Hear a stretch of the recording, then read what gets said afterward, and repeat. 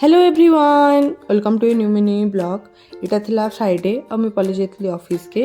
आउ आमर ऑफिस से गोटे अलग लेवल रो मस्ती चली माने भाग्य के भले से जियो मार्टा अच्छे जिते बेले इच्छा लगुचे किसी ना किसी ऑर्डर कर पकाऊँ तो एने जेहेतु साउंड नहीं हेबा बोलिकी आम बहुत कले कले फाड़ुलु इटा आलापर यहाँ फिर डिप्स लगेकिना गोटे नाटक चली खाइबाटा इने तो मुझे ठीक ठाक बाटे बाटे खाऊे बाकी मन के भी देखी पक से मैंने केनता नौटंकी करुछन एति तक भी ठीक थिला इटा जी जार मैंने गोटे अलग ही अंदाज रे खाऊन सभी सब सूची गोटे अलग चलछी ने हाँ यहाँ तो एतकी बार तक भी बहुत भल अच्छे आगे देख मैंने काଣା हरकत करुछन खाइले तो खाइले से आंगुर तो कभी ना छाड़ले हाँ तापर खाई पी कर हेंते ही जाइथिला न ब्रेक टाइम तो संध्या आम टे बाहरी पड़ीलु चाह पीबार लगी ये समस्ते जाऊँ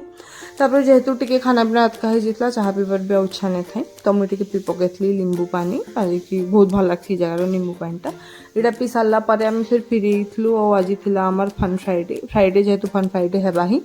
आने सब गैदर ही जाइलु बसिकी तापर आज गेम थिला दमसराज तो इन्हें चलता जनकर जनकर सब पर एक्टिंग